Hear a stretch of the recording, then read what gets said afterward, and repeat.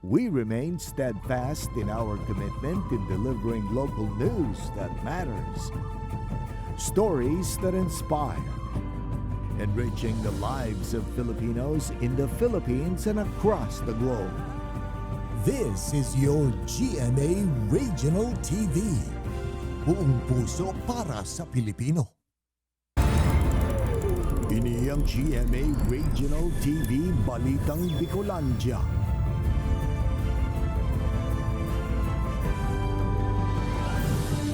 Diyos marhay na hapon mga kapuso, uninaan balitang Bicolandia. Hatun miyan pinakadarakula asin pinakabagong mga bareta sa Kabikolan. Kami ang tropa nin katotohanan, mahatun nin mga baretang mayong pigkikilingan, mayo nin pigpoprotehiran. Live halidigdi sa GMA Complex sa Naga City, ako po si Kate Dalovieres. Mga personang may pigmamate na abo, sipon o trangkaso, pigre-rekomendar kan DOH Bicol na daina mag-atindir nin mga pagtiripon ngunya na holiday season. Ini asin iba pang mga dapat obserbaran para sa salud ngunya na Pasko asin bagong taon, aramunta sa report ni Jessica Calinog. Kasabay kan malipot na panahon ngunya na Desyembre an paminsan-minsan man na pag-uuran. Kaya day talaga maiibitaran ang pagkakaigwanin abo asin sipon. Dawa pa day mo iyan gustuhon.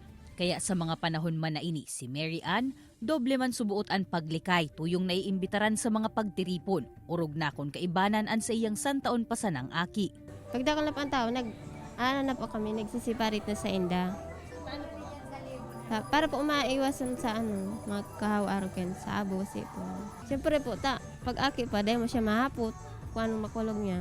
Naimbitaran sinda Mary Ann sa handaan kan kasal kan pamangkin ni Tatay Dominador sa Barangay Beberon, San Fernando. Sigun ki Tatay Dominador, dahil naman sinda nagpapasulot nin face mask sa mga bisita, tana sa open space man ang handaan. Alagad an sa indang pigsyerto, an malinig na pagkakapreparar kan mga pagkakan. Malinig man talaga, kami man lang ang nagluluto kan. Para pamilya mi man lang nagluluto, para sigurado kami malinig man ang pagkatrabaho mi kang pampakakan sa inda. An pigtawan doon kan Department of Health Bicol, yaon pagiraray an huma kan COVID-19. Poon December 10 to 16 sana, 54 na bagong COVID-19 cases an nairehistro sa bilog na rehiyon. Apwera pa kaiyan an huma kan influenza-like illnesses siring kan abo asin sipon.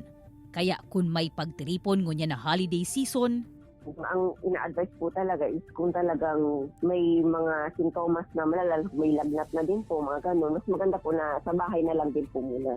sa mga handaan man, pigkakampanya kan ahensya na magpreparar nin masustansyang mga pagkakan. May gulay, may prutas. Syertohon na malinig asin tama ang pagkakaluto, nganing iwas food poison. Siring man na pirming maghugas nin kamot. Kung mapuyat sa sunod-sunod na pagtiripon asin kasiributan, hinguhahon subuot na makakumpleto nin 7 to 8 hours na turog pagkabanggi.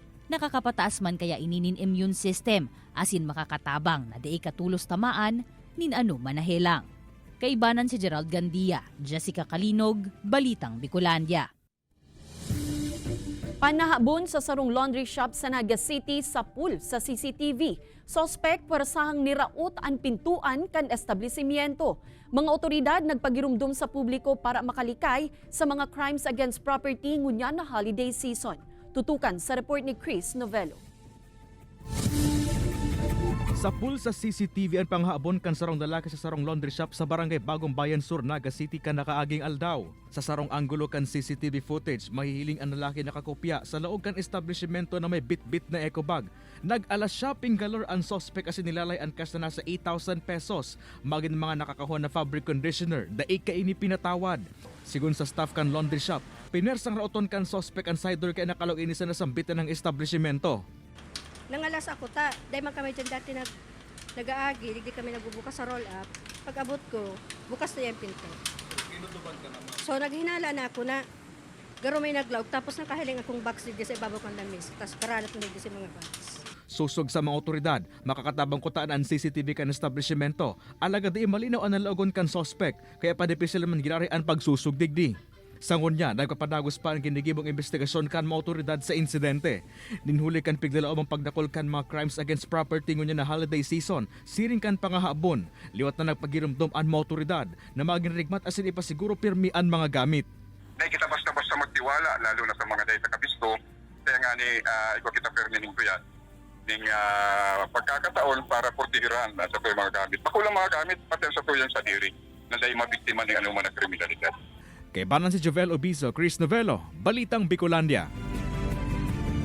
Mga linya kan kuryente sa barangay Bitano, Legazpi City nagkapurutol makalihis masabitan kan bagon kan PNR. Nasa 265 na pamilya nawaranin supply nin kuryente. Tutukan sa report ni Rosie Nieva. Bigla lang umanaantes matapos ang taong 2023. Liwat nang maibabalik ang biyahe kan tren poon sa Naga City hasta Legazpi City vice versa. Kaya poon pa kan mga nakalihis na bulan, dagos-dagos na ang pigigibong clearing operation kan PNR. Alagad kasuod ma, kasabay kan pag-agi kan bagon sa parte kan barangay Bitano, Legazpi City, nakasabit digdi ang mga linya kan kuryente na nakalaylay sa tahaw kan riles. 2 poste na nakakabitan kan mga metro ang natumba, mantang sarong motorsiklo ang naguyod kan nasambitan ng bagon. Ang resulta kaini, 250 na pamilya sa lugar ang nawaranin supply nin kuryente. Na dahil may napigbabaso lang PNR, na nag-aagad man kaya abiso sila, dahil man natupad kang mga tao, gugol man sa trabaho. Nasa PNR kami, natural na diskido yan, nasa gilid ba, gilid sa luwas. Kung nasecure ko man talagang motor na yan, di man talaga yan may diskido. Kaso lang talagang siguro naging bulara man ako. Aminado man ang mga opisyal kan barangay na sarong bulan antes ang insidente. Nag-abiso naman sa inda ang PNR. Alagad ang pakiulay ninda sa Albay Electric Cooperative, mairahay na nin mas amay ang mga naraot na linya. Nganing maibalik na ang supply kan kuryente antes mag-abot ang Pasko. Sana maayos nila before December 25 kasi kung day pa po init sir talaga maayos. Consistent po ining magiging problema kan sa itong barangay. Mientras tanto, pinurbaran man ako ananin pahayag kan news team ang manhamiento kan Aleco. Alaga da ipa ini nagpapaonra nin entrevista sa ngunyan. Ini si Rosie Nieva, Balitang Bicolandia. Mga pampasaherong ludadan sa banwaan in San Fernando, Camarines Sur, pigpapalikay na pirming magsunod sa tamang lugar kung mababa o mapasakay nin pasahero. Urog na sa pagruso kan mga biyahero. Mahigot na pagsunod sa late trapiko, iyusubuot ang kaipuhan, tanganing makalikay sa mga aksidente. Uya ang report ni Jessica Kalinog. Saroan banwaan in San Fernando sa mga pigaagihan kan mga biyahero kun palaog asin paluwas sa Camarines Sur. Alagad sa kalabaan kan tinampodigdi, haros pirmima na may nangyayaring aksidente. Kaya ang Public Safety Office, may okasyon man o mayo, urual daw na nakabantay asin nakaantabay sa mga tinampo. Nganing matuod man subuot ang publiko sa saindang presensya. Yung tamang babaan nila ng mga pasahero, doon namin sila nilalagay. Tapos ina-assist namin yung mga pagtawid ng mga tao. Kada kanto yan, meron. May enforcer ako doon, meron ako dito, meron ako doon sa simbahan. Mantang paparanindaan Pasko asin bagong taon, pigaanti si paranindaan pagdoble pa kan volume o dakul kan mga nagaaging lunadan sa saindang banwaan, pati inaan mga tao na nagsasaraudan. Dakula man subuot ang kontribusyon kan pagsunod sa late trapiko. Nganing makalikay sa mga aksidente sa mga panahon na ini. Oo, kailangan kasi talaga yon. Lalo na dito, makita mo naman yung daanan namin, di ba? Kaya ang ginagawa nga namin, pag yung mga may biyahero na dumadaan, siyempre hindi pa nila kabisado to, ginaguide namin sila na kung titigil, gilid sila. Kasi baka mabangga sila, may mga malalaking truck eh. Pigyan kami narman ang publiko na kung mabalyunin tinampo, mag-agi ng gad sa pigdesignar na pedestrian lane. Kung mahalat maning lunadan, pirming dapat na yaon sa may pinakagilid kandalan. Po, nakan ako sa may gilid para makaiwas nga ni sa kanta. Minsan ang mga jeep pati ma'am, palusot-lusot lang, bigla lang. Maski nasa, kuyan, lalo na yan, may mga tricycle na, biglang malusot. Makaumay man na dangugon, alagad kaipuhan talaga ang pirming paglikay kung mabaybay kan mga tinampo, naglalakaw man o nakalunad. Taan pirming nakasalalay digdi, an saro-saro tasana na buhay. Kaibanan si Gerald Gandia, Jessica Kalinog, Balitang Bicolandia. Kadakol na mga aplikante ang nagruso sa ginibong job fair kan lokal na gobyerno asin Public Employment Service Office sa syudad nin Ligao. Rinibong mga job vacancies kaya ang pigbuksan kan nasa 36 na local and overseas employers na nagpartisipar sa aktibidad. Obheto kan nasambitan ng job fair na masolusyonan ang unemployment problem asin matabangan ang kada pamilya na makaawas sa kapagtiosan. May kukonsiderar man subot ining amay na pamasko sa 172 na mga aplikante na kabale sa mga hired on the spot.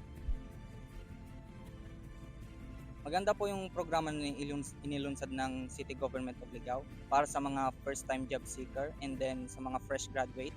This gives really an opportunity to everybody to be able to seek the kind of work that they would like to engage in.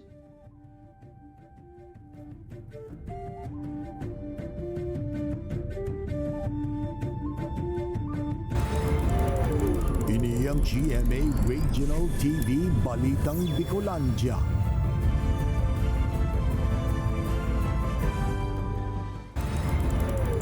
Ini ang GMA Regional TV Balitang Bicolandia.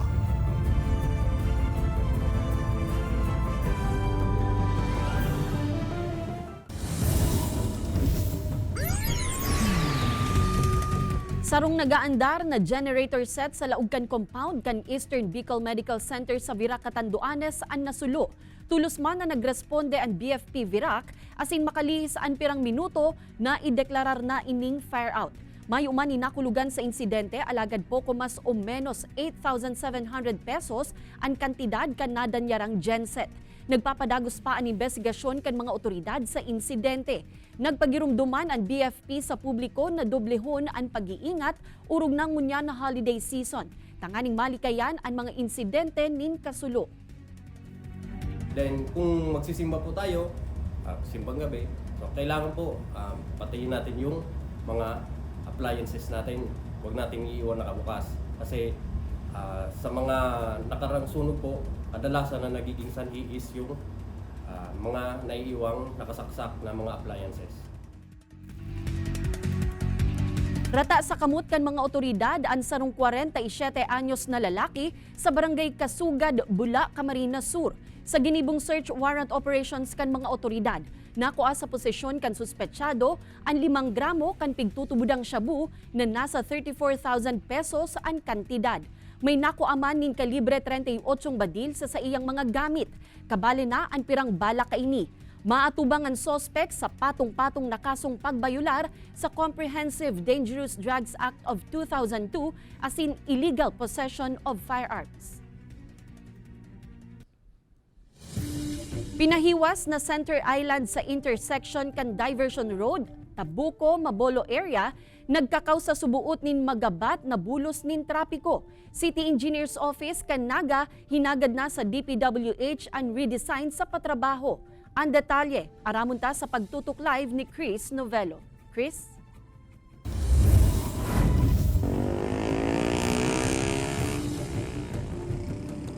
Kate, dawa subuot bakong rush hour talagang matindi ang volume kan traffic digdi sa Diversion Road kan Babulo, Tabuco area at itinutok dong dahilan ang pinahiwas na Center Island.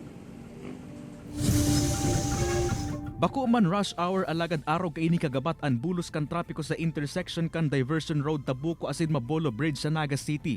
Alagad mas kalbaryo subot ang bulos kan trapiko sa lugar. Urog na kun rush hour asin ang tinutok dong rason ang Center Island na ini.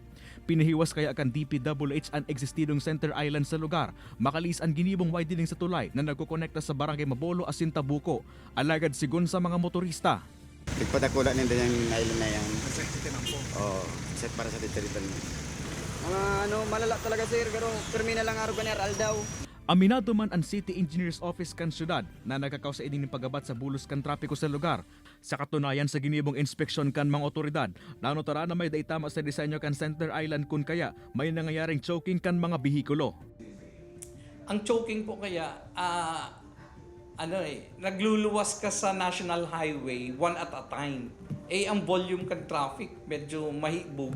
Pag one at a time, talaga nagchuchoke sa bottleneck. Katakod kaini, bigrekomenda kan opisina sa DPWH na i-redesign ang nasambitan ng Center Island na nakatalankotan ang matapos ang patrabaho sa katapusan kanenero sa masunod na taon. Sa presente, ma-deploy man ang dagdag na personal ang PSO sa lugar nga nang imanihar ang bulos kan trapiko, urog nang wanya na holiday season.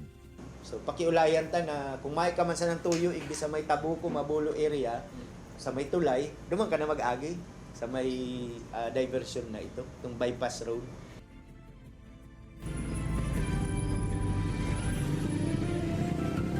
Kate, common na mga bihikulong nag-aagi sa lugar ang mga heavily loaded trucks as in mga bus na pasiring sa Metro Manila, Naga o vice versa. Kaya ansaro sa mga solusyon, Kate, kan mga otoridad, especially kan PSO ang mahigot na papapautob kan truck ban as in makakatabang man subot itong pinapatrabahong Mabolo Almeda Bypass Road.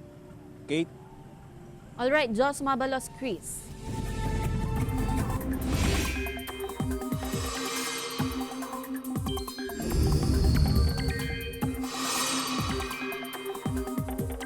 Mga kapuso, nakaluwas na sa Philippine Area of Responsibility ang low pressure area na dating bagyong Kabayan. Sigun sa Pag-asa, padagos na ang pagrayo kaini sa satuyang nasyon. Alagad huli sa amihan asin shearline, padagos na uuranon ang pirang lugar sa mga masunod na oras. Basado sa datos kan Metro Weather, may tsansa nin warak-warak na uran sa Bicol Region, siringkan Camarines Provinces, Catanduanes asin Masbate. Posible man na uranon ang natatada pang parte kan nasyon. May makukusog na uran man sa pirang lugar kaya maginandam po sa humakan baha o landslide. IP Day celebration kan Tinangis Tribal Community sa Banwaan ni Pili, Camarines Sur, mas pinakulor pa kan ginibong search for Mrs. Agta and Agta Tabangnon. Amay na pamasko hinatud man sa komunidad kan nagkapirang grupo. Uyan istorya ni Jessica Calino.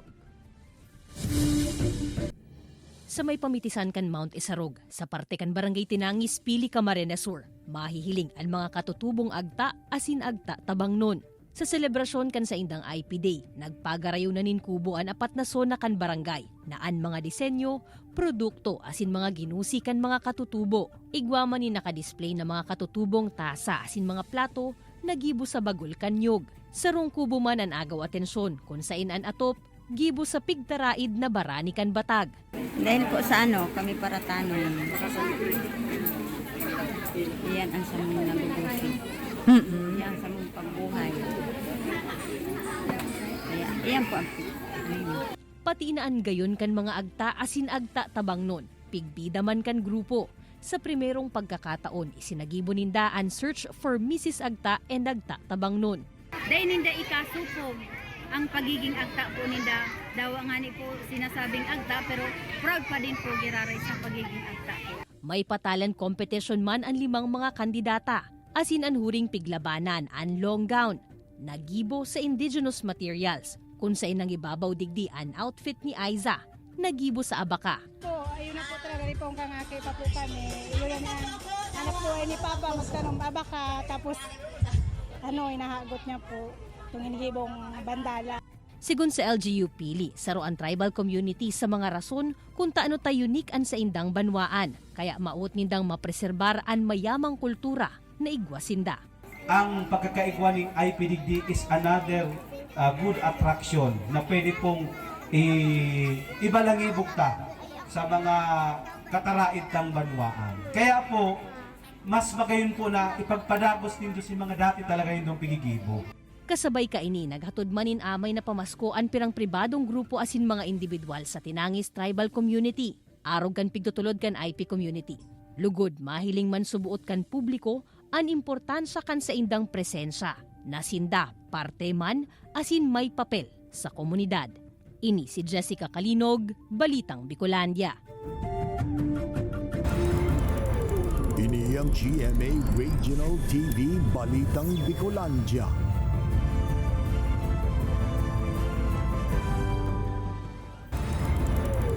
Ini ang GMA Regional TV Balitang Bicolandia.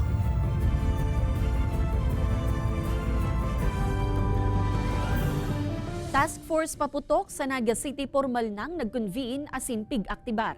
30 paratiandanin paputok na tinugutan magpabakal sa merkado publiko kan syudad ni Naga, ipig sa irarum sa seminar asin orientation. Uyan report ni Chris Novello. Pig-aktibar na kang Naga City LGU ang Task Force paputok pirang aldaw antes an Pasko. Ini sa paaga kan Executive Order No. 2023-043 na pibibilog kan man na inlain na hensya kan gobyerno. Ipong mga nagpapabarakal na mayong permit, na mayong requirements, delikado. Kasabay kayan ito din mga nagbubudega ng mga paputok na pwedeng malaag sa peligro ang mga kaymanwata. Kasubago kan pig sa ilaram na sa seminar as in orientation ang maabot sa 36 na mga parte ng tinugutan makapagtinda ng paputok sa syudad. Siring kan mga nakaaging taon, sa Riverside man giraray kan merkado publiko, mapwesto ang mga partendang ini. Para po ni sa samuyang safety, public safety. Para po may bitaranta ito bagang mga pangyayari na may nasabugan, may kung ano pa man. Solamenteng sa mga tinugutan sa ng tindahan makakabakal nin paputok kung kaesaro sa mga mahigot na babantayan kan task force ang mga iligal na mapapabakal kaini. Magkakaigaman ng pag-urolay ang task force kay bahan ng 27 kapitan sa syudad para maregulit ang paggamit asin pagpapabakal nin paputok. Sa rupong urlayan di man importante sa aga itong pagdesignar ka itong common fireworks display area sa barangay. Na kung saan itong mga binarakan na paputok pwede sanang gamiton ito paputok, itong paputok sa pyrotechnics duman sa lugar na pigdesignar ka mga barangay. Puon sa Sabado, December 23 hasta December 31, tutugutan maglatag asin magtinda ng paputok sa Riverside kang Naga City People's Mall. Kaibahan si Carlo Abonita asin Jovel Obiso, Chris Novello, Balitang Bicolandia. Mas dakol na reklamo dapit sa investment scams ang naresibi kan NBI Naga District Office paglaog sa nakan bulan nin Disyembre. Ang Securities and Exchange Commission may patanid man sa publiko dapit sa mga siring na panloloko. Aramon yan sa report ni Jessica Kalinog. Nagkapirang case folders ang kapot ngunyan kan NBI Naga District Office. Natipon ini paglaog sa nakan bulan nin Disyembre. Halos doble nga ni da ini kumparar ka nakaaging mga bulan. An mga reklamo kan manibaybang complainants anas dapit sa investment scams. Magkakaibang personalidad an imbuelto, alagad an modus asin paagi ka ini, haros parareho. Ini-entice yung mga investors na malaking halaga and then afterwards, sa mga una, magpe-pay out sila para siguro part ng ano nila yan para ma-entice ka. So bibigyan ka, so maniniwala ka ngayon na nakakakuha ka ng payouts. Then ang next na step dyan is aalokin ka na ng mataas na investment plus mataas na interest. And then ang susunod niyan, hindi ka na makakakuha ng payout. So kasi umiikot lang yung pera eh. An iba pigpopronta da ang lihitimong negosyo ninda. Alagad kun hihilingon, day dapat o daiman kaya kan mga ini na magkolekta ninda kulang kwarta, siring kan 30 to 50% na pigpapangako nindang makakabalik sa mga investor. Napangaranan naman ang mga ipigtutukdong scammer, asin pigpepreparar na sa naman kan NBI ang magkakanigong mga ebidensya para sa isusunod na kaso. Dapat na maging rigmat sa mga nagbubukas na investment opportunities sigon sa Securities and Exchange Commission. Dapat hagada ng lisensya ang negosyo, pati na ang individual na nag-oopresir kaini. Yung pangangalap ng investment is a highly regulated activity. Kailangan pa ng another license, yung secondary license na tinatawag, permit to offer securities. Isang uri ng financial product na dapat irehistro sa SEC. Sa rupang pigtawan doon kan opisyal na kung tugod to be true ang kantidad kan pigagarantiyang kita o tubo kan investment. Saan naman nila kukunin ang pambabayad sa inyo kung wala naman silang legitimate source of income? Yung ipambabayad sa inyo, manggagaling lang dun sa mga naunang nag-invest. At hindi ko mo nakatanggap tayo ng mga initial payout, legit na yung sinalihan natin. Igwa naman in mobile application ang SEC kung saan pwedeng maberipikar ang pagiging lehitimo kan sarong negosyo o individual. Pwede na ining isabay sa gigibuhong background checking as in research antes na magkagat sa sarong investment opportunity. Kaibanan si Gerald Gandia, Jessica Kalinog, Balitang Bicolandia. Arestado ang sarong persona na pigtutukdong sospek sa insidente nin panahabon sa Banwaan kan Daet, Camarines Norte. Sigun sa report kan mga otoridad, hinabon kan sospek ang makina kan sarong hand tractor sa barangay Kubangbang. Nagkakantidad ang nasambitan ng makina nin 14,500 pesos. Tulos man na nagresponde ang mga otoridad na nagresulta sa pagkakadakop sa sospek, mantang narecover man ang hinabon kaini. Sa ngunyan, nasa kustodiya na kan mga otoridad ang sospek para sa maninigong disposisyon. Kinundusir ang turnover of command para sa bagong pamayo kan Police Regional Office 5 sa Camp General Simeon Ola, Legazpi City, Albay. Pigribayan kan Bicolanong si Police Brigadier General Andre Dizon, ang dating Regional Director na si Police Brigadier General Westrimundo Obinque. Sa paghampang ni Dizon sa kapulisan, tinauan doon kaini na ipapadagos niya ang mga marhay na kampanya asin programa para sa kapulisan sa Bicol. Mantang pigsyerto man kaini na tututukan niya ang seguridad asin pazi orden sa rehiyon. Mientras tanto, paghali sa PRO 5, mabalyo naman sa National Headquarters si Obinque. Itatao ko ang buhay ko digdi. Gabos na sa ko yung magigibo, sa ko the best na experience ako. Hali sa iba-ibang unit, hali sa iba-ibang lugar, ibubuhos ko po digdi sa Bicol, tahabo kong mapahiya digdi sa mga kababayan ta.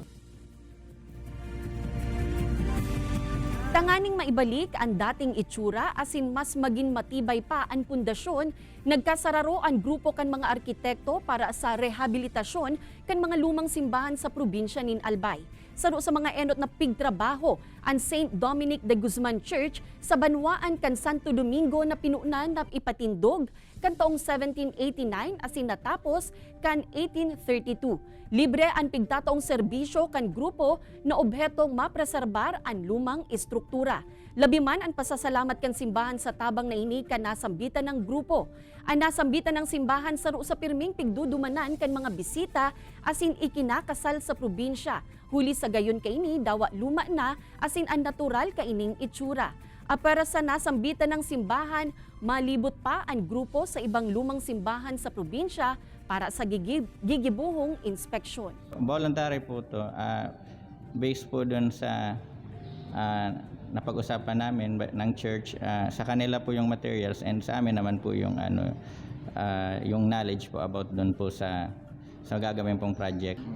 Sana ma-preserve, ma-restore ining simbahan na magayunon siya sa mga lumang simbahan sa bilog na Pilipinas. Mga kapuso, 5 days na sana, Pasko na. Madadalan ang episode ni asin iba pang pinakahuring lokal na bareta sa official website kan GMA Regional TV, www.gmaregionaltv.com. Pwede man kamong magbisita sa samuyang official YouTube channel, GMA Regional TV, asin i-click ang subscribe button para sa pinakamaiinit na bareta hala sa man iba-ibang rehiyon. Mabalos sa mga kapusong Bicolanong nagantabay, maging sa mga kapuso nyato abroad. Ninhulita sa GMA Regional TV, Local News Matters. Asin yan ang pinakadakula asin mainit na bareta sa Kabicolan. Ako si Kate Dalovieres, kami ang GMA Regional TV Balitang Bicolandia, bilog na pwersa para sa mas dakulang misyon asin mas mahiwas na pagserbi sa nasyon.